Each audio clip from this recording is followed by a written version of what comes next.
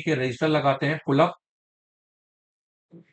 But कुछ कुछ मोबाइलों में ये सप्लाई एनसी करते हैं, और ये सप्लाई ये डालेंगे यूएसबी के अंदर, जो आपका V2B कनेक्टर से आएगा इस तरीके से, और यही सप्लाई जाती है एसपीडी के अंदर, पावर आईसी के अंदर। हाँ भाई, डीपी और डीएम पावर, अभी मैं इसको एक्सप्लेन करूंगा, पर क्योंकि यहाँ पर ये सप्लाई एनसी है तो इसलिए यहाँ पर यूज नहीं है। इंटरनली ये लाइन है, जैसे चार्जिंग के वक्त आपको पता है डीपीडीएम जो पुल अप होते हैं वो इंटरनली शॉर्ट होता है, पर ठीक है।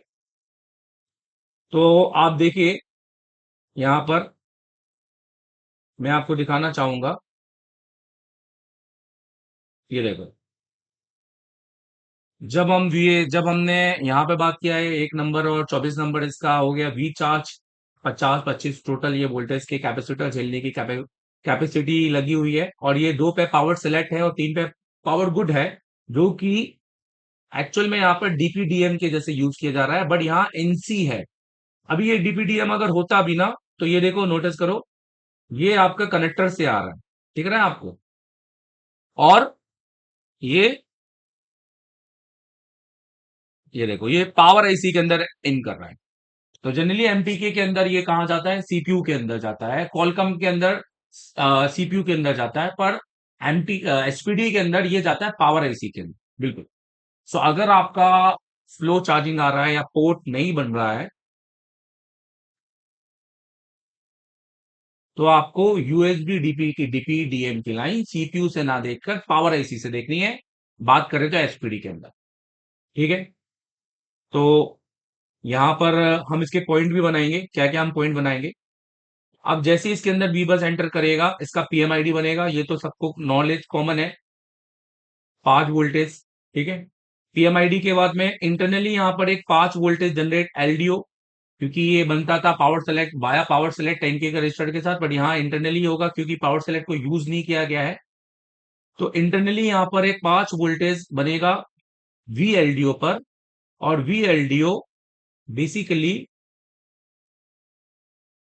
जाएगी और ये टीएस पर जाएगी कुछ इस तरीके से,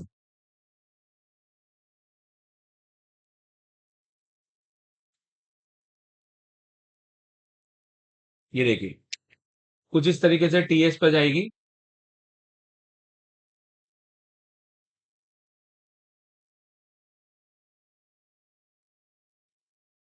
जिसमें 100 के 100 के डिवाइडर सर्किट लगे रहेंगे। ये R1 है, ये R2 है, यहाँ पर 5 वोल्ट आएगा, और यहाँ पर 2.5, और इसको थर्मल सेंस की लाइन बोलते हैं। तो कुछ इस तरीके से सर्किट काम करेगा। आइए दिखाता हूं यहाँ पर,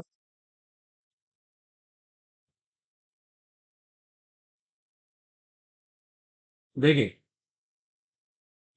तो पीएमआईडी पर आप देखो तो यहाँ पर एक कैपेसिटर बस पैरेलल है, और वो भी एक 25 वोल्ट का 10 माइक्रो फैराड के साथ में, और आप देखोगे तो वीएलडीओ के साथ में एक रीजन की सप्लाई है, जिसमें वीएलडीओ रीजन बोलते हैं। इन सप्लाई को अगर हम देखें तो ये सप्लाई एक डिवाइडर सर्किट बना रही है। नॉर्मली कॉलकम के साथ ये 10K का डिवाइडर बनाती है, दोनों बात एक ही, आप इसको बदल कर 10K भी लगा सकते हैं। यहाँ 100K का बना रही है, क्योंकि मैंने आपको बताया था डिवाइडर में क्या सेम हो तो वोल्टेज क्या हो जाता है, तो ये क्लियर होगा जो स्टूडेंट देख रहे हैं। तो ये 11 नंबर के पिन पे हमें 2.5 वोल्टेज मिल जाना चाहिए, ठीक है।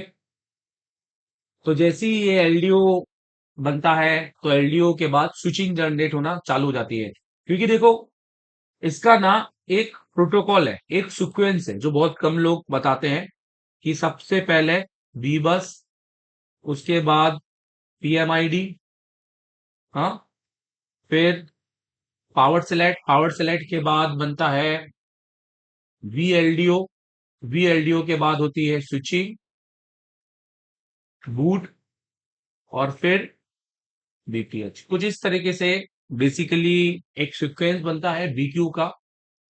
तो हम बी बस 1 और 24 पे देख लिया हमने, पीएमआईडी हमारी 23 नंबर है, यहाँ पर 5 वोल्ट बनेगा, यहाँ पे 5 पावर सेलेक्ट क्योंकि इस पे इसको डीपी यूज किया गया है, इसलिए हम इसको यूज नहीं करेंगे, और वो भी इसमें डाला नहीं गया है, एनसी है।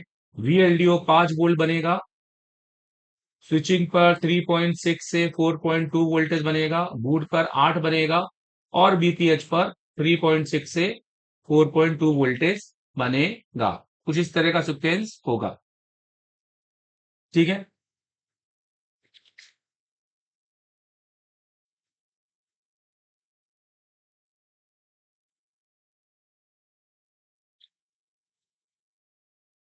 तो जैसी स्विचिंग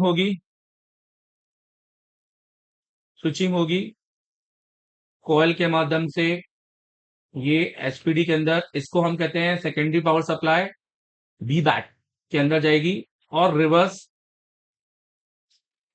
जाएगी, और रिवर्स करेगी 16 पर और 17 नंबर पर, जो कि इसका वीपीएच लाइन है। और बी यहां पर भी आप देखोगे तो यहां पर भी आपको बी बैट ही देखने को मिलेगा। ठीक है। एचडीएससीएल ये आपके सीपीयू के साथ जुड़ा होगा, जैसे सीपीयू का डाटा है जिसको हम आगे जाके कंबाइन करेंगे। अभी हम इसमें पढ़ लेते हैं। तो ये एचसीएल है, और ये एचडी है, और आईएनटी भी यहाँ पर सीपीयू के अंदर जाएगा। अब आईएनटी में देखने की बात यह है कि 1.8 का क्या यहाँ पर कोई पुलअप लगा होगा या नहीं। तो यहाँ पर आईएनटी की जब हम बात करते हैं तो आप देखें यहाँ पर 1.8 का एक पुलअप लगा होता है। ठीक है। एचडीएससीएल पर नहीं होता है, क्योंकि ये कॉलकम का मोबाइल नहीं है। एमटीके और एसपीडी के अंदर पुलअप नहीं होते हैं।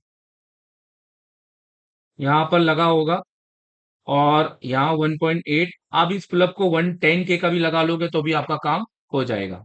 Got it. फिर इसके अंदर ये पॉइंट बिल्कुल कॉलकम जैसा एनसी है, ये एनसी है। सीई को कॉलकम में ये लोग करते हैं एक 10K के रजिस्टर के साथ में ग्राउंड। मीडियाटेक में करते हैं, ये इसको ले जाते हैं सीपीयू में। पर एसपीडी के अंदर ये इसको ले जाते हैं बाया एक 0 ओम के साथ पावर आईसी के अंदर। तो ये पावर आईसी का डाटा है। ठीक है भाई। और यहां पर हम चार्जिंग इनेबल करेंगे। अगर ये लाइन ओपन हुई तो हमें क्या देखने को मिलेगा? फेक चार्जिंग देखने को। ठीक है। फिर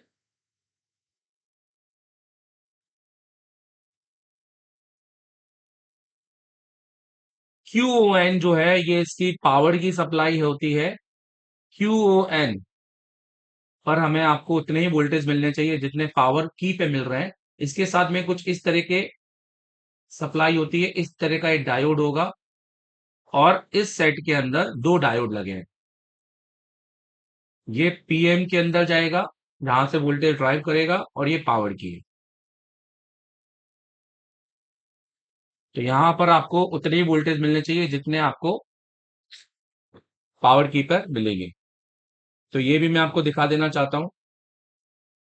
और इस तरह का कुछ हमारा चार्जिंग सप्लाई है। मैंने इसको बहुत फास्ट क्यों लिया? क्योंकि ऑलरेडी मैं बहुत बार समझा चुका हूँ स्टूडेंट के साथ क्लास में।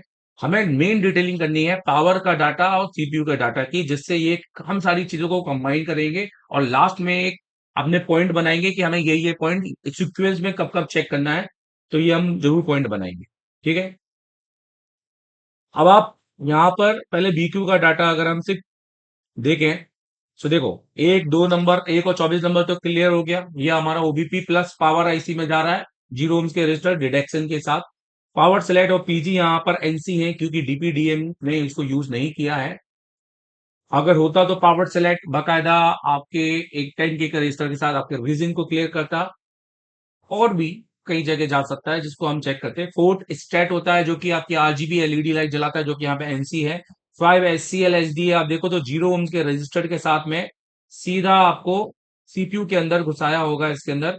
तो इसके अंदर एक एलसीएम, मतलब एक और सप्लाई लगी है, जो कि आपकी डिस्प्ले ग्राफिक्स आईसी है, और इसके बाद सीपीयू के अंदर यहाँ पे दिया है।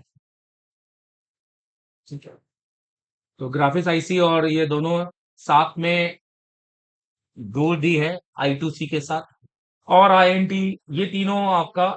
और आईएनटी आपका यहां पर आप देखो तो पुल अप लगा है 1.8 के साथ, और ये आपका जोड़ा है सीपीयू के साथ जीपीआईओ सेक्शन के अंदर। ये सब जीपीआई सेक्शन की बातें हैं। नौ आठवां आपका एनसी है। नौवां आपका सी मतलब चार्जिंग इनेबल है, जो कि यहाँ पे लिखा हुआ है।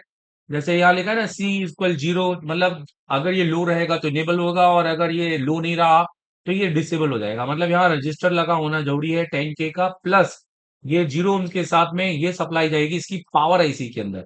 ये देखो, ये देख रही है पावर आईसी के अंदर चार्जिंग पीडी। अगर L11 अगर ये इसको टच नहीं करती है, सेंस नहीं करती है, तो फेक चार्जिंग का देखने को मिलेगा। टीएच में आप देखो तो डिवाइडर सर्किट लगे हैं 10 के 100 के रीजन के साथ, और क्यूएन के साथ पावर सप्लाई दे दी गई है, जिसके साथ दो, ये देखो, दो आपके डायोड यूज किए गए हैं सीरीज कनेक्शन में, जो एक पावर की के साथ है और एक पीएमआईसी के साथ है, जिससे आपको वोल्टेज, मेन वोल्टेज ड्राइव करेगा।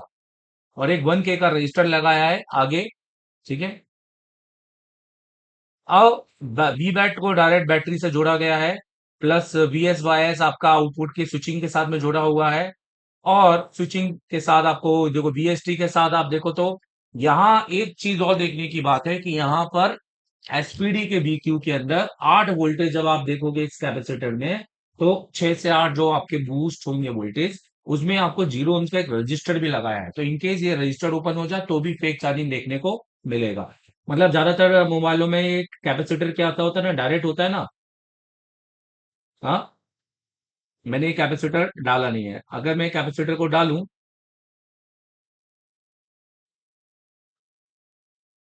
तो उन्होंने एक रजिस्टर डाला है और फिर उसके बाद कैपेसिटर डाल के फिर टच किया है। तो यहाँ जितने वोल्टेज आएंगे उसका दुगना यहाँ आएगा। और ये रजिस्टर है तो यहाँ दोनों ओर सेम वोल्टेज आएंगे। तो ये अगर रजिस्टर ओएल हुआ तो आपको फेक चार्ज देखने को मिलेगा।